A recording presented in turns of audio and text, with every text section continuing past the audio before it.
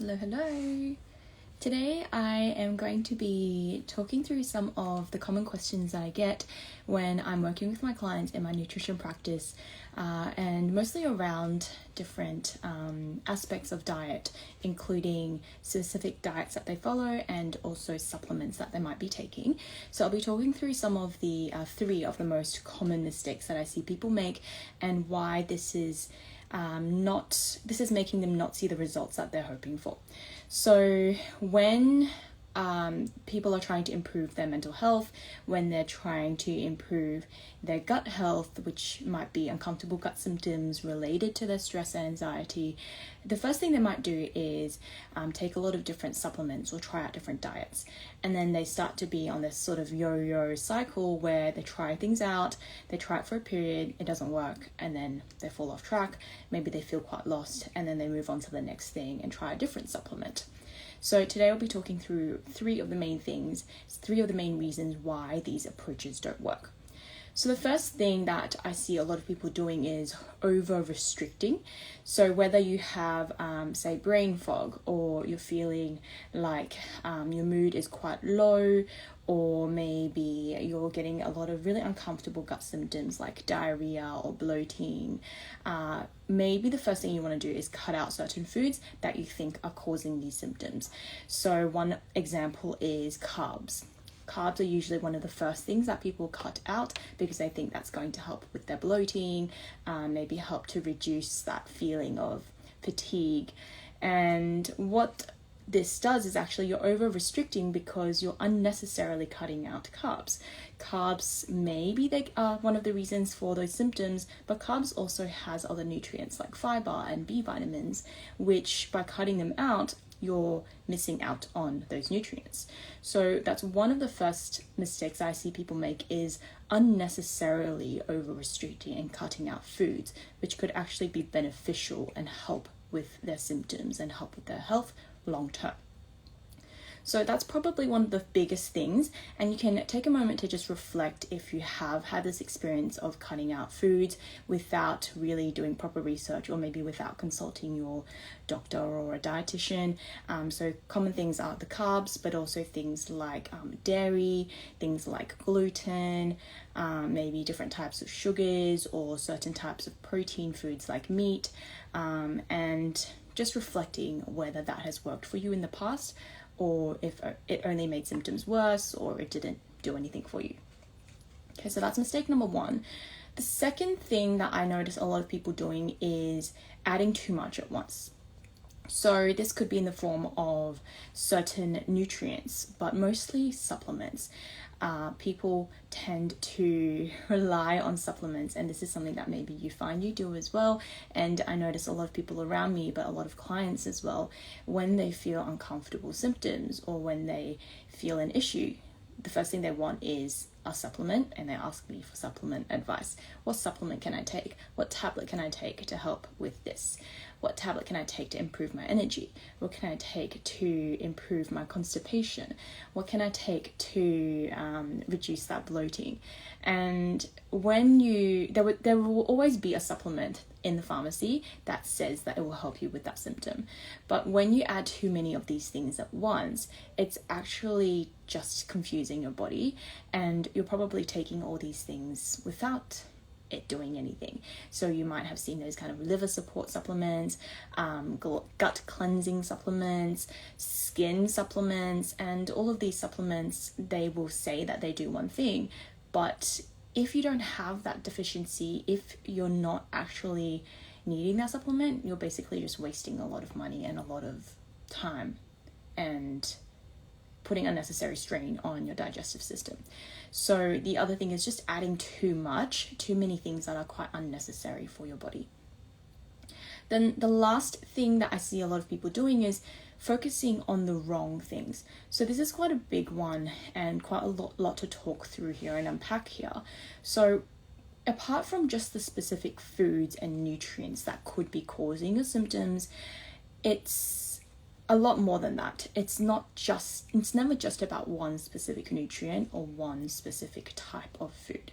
There's always other factors at play, like whether you're sleeping properly, whether you are exercising regularly, whether you're drinking enough water, other environmental factors that can be at play that can be causing your symptoms. And so it's never just about one thing that you ate which is causing you to feel uncomfortable. There are always those other underlying lifestyle factors which you have to take a step back and have a look at as well. So that's one thing that you might be missing. The second is just the overall quality of your meals. Have you considered whether you're actually getting a balanced meal, rather than just thinking, oh, it must have been the milk in that meal that caused my stomach to be uncomfortable? Maybe think about, how has my gut been working lately? Have I been going to the bathroom regularly? Am I constipated? And being constipated could be one of the reasons you're feeling bloated, rather than the carbs or the dairy that you had in that meal. So again, looking at some other things and looking at the overall diet quality. Am I getting enough fiber in my meal? And is that why my toilet habits haven't been as regular lately? So just looking at your meal as a whole, making sure it's nutritionally adequate and balanced, giving you everything that you need first, before you then look at all the specific nutrients, specific foods inside of that meal. And then the other thing that could be making a difference, so we have the specific nutrients, we have the overall meal quality, so the adequacy, nutritional balance of your meal, but then also the timing of your meals. So maybe skipping meals or having really large meals right before bed. These are the things that are causing your symptoms. These are the things that are making you struggle to fall asleep or feel really uncomfortable or get reflux at night. And maybe you're eating really quickly and you're eating at your desk, you're eating while you're distracted and you're scrolling on your phone. These are also things that can affect your digestion, which can then affect how well you're absorbing those nutrients, and then affect your bloating and any gas. And then all of those symptoms might then be affecting your mental health and your energy and nausea. Okay, so these different factors, dietary factors, can also affect how your symptoms are. And so when you're thinking about nutrition, usually the first thing we do is think about the specific nutrients, think about types of foods, but part of nutrition is actually looking at all the other outside factors, a lot of other lifestyle strategies, lifestyle factors, whether it's a meal pattern, meal timing, and all these other things.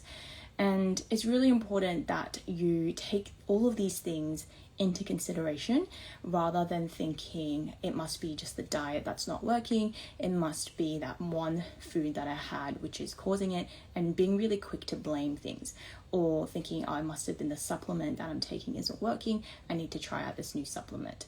Okay, so 3 main things. First thing is making sure that you're not over restricting, making sure you're not cutting out unnecessary things and cutting out whole food groups, trying to ensure you're including all of the different foods, all food groups. So your grains, your protein, fruits, vegetables, and dairy.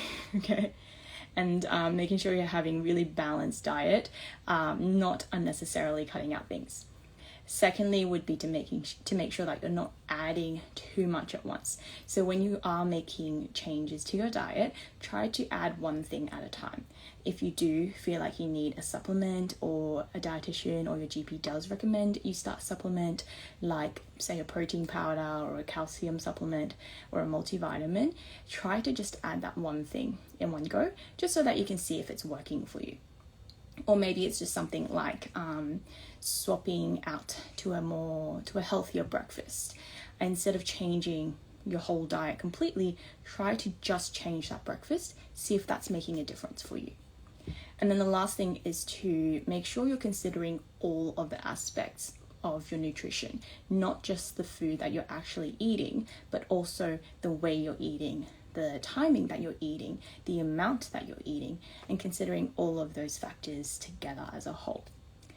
So remembering that it's really important to consider all of these things, because if you are missing one of these aspects, it's really easy to then be just flushing money down the drain and just be tempted as well by those short fixes and supplements, tablets, diets that promise you that I will fix up your gut in 30 days if you follow this, or do this juice cleanse and your skin's going to clear up and all your stresses, all your gut problems are going to go away.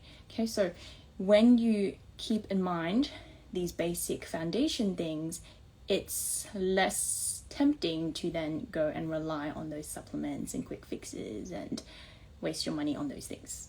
So this is something that I will be talking a bit more about, or a lot more about actually, in my upcoming free webinar that's happening next week. So registrations are open, and I will pop the link in my stories, but also it's in my bio. So make sure you go and click that link and register. Even if you can't make it to the sessions, there are 2 sessions available, but if you can't make it, still register, because you'll get a replay link. And if you attend live, you're also going to get a free resource, which is usually only available for my coaching clients. So make sure you go and do that. Now, there was one question that I got from a client, and if you have questions, feel free to pop them in the comment box, and I will get to them later. But one of the questions I had from someone was about how I have the discipline to be doing these things and following these tips that I give my clients, and I guess just having a bit of inspiration to help you stay on track. First thing is, if you're relying on discipline and motivation alone, it's going to be really, really hard to stay on track. There is no human in this world who can just rely on motivation and discipline alone, because we are just not 100% motivated all the time. And so rather than thinking that you can't do something because you're not disciplined enough, you're not motivated enough, it's more about having preparation and having things in place and plans in place to help you stay on track. So for example, for me personally, a lot of people think that I do everything perfectly all the time as a dietitian, and it's what I teach my clients. But for me, it's actually more about finding ways to include these things into my routine. And this is exactly what I teach my clients to do as well. So it's not about giving you a plan and then expecting you to follow it 100% and to be perfect, but it's about how can we make these changes and make them really, really small so that we can build them into our usual routine, our usual schedule. So let's say it's about just eating regularly. So there will be days where I'm quite busy with work and maybe I haven't packed a lunch and I haven't prepared my meals. So it's really easy to then go and just get some takeaway. But maybe the preparation is just having some snacks, some healthier snacks, some healthier options at the office or in the studio, and it's about setting reminders. So I know that, let's say it's 12 o'clock, it's 12:30, I know it's lunchtime, and I set a reminder for myself to go and take that lunch break. So having a reminder for myself so that I know that I will take a proper lunch break rather than skipping through the lunch. And then in terms of, say, keeping on track and avoiding those really processed meals and less healthy options, having some preparation in place. So maybe some healthier snacks on hand, healthier lighter meal options if I can't have a full lunch, having them on hand, or just knowing which places have healthier options even if I do need to dine out. So maybe it's going to Subway and having like a salad sandwich. Maybe it's going to Macca's even and having a salad or like a grilled chicken wrap instead of having those fattier options. So preparing, as in, it's a bit of education here as well, which is what I do with my clients, but knowing where you're struggling. Is it that you lose track of time? Is it that you don't know what to pack for lunch? Is it that you forget to pack lunch and then this causes you to lean to takeaway foods? So the 3 things that I put into place is firstly reminders to be eating lunch. Second is to make sure I try to prepare my lunch the day before so I have something healthier on hand. And then the third is if that falls through, I didn't pack a lunch, then having healthier options I can fall back on, whether that is snacks I already have in the office or knowing which places have those healthier options I can turn to.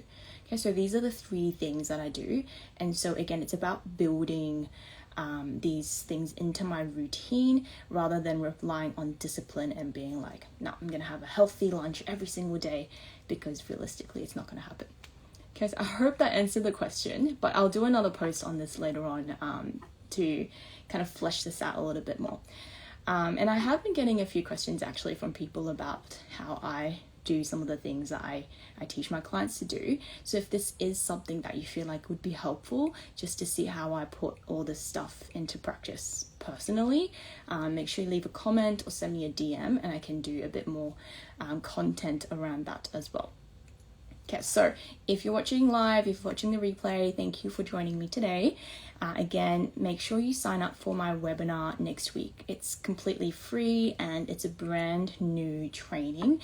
I'm going to be speaking a lot about the 5 main areas that my clients and I work through together to help them to overcome stress and anxiety, help them to overcome those uncomfortable gut symptoms, and then you can learn how you can do that too. Alright, if you have any questions, leave them in the comment box here or send me a DM. I'll see you next time.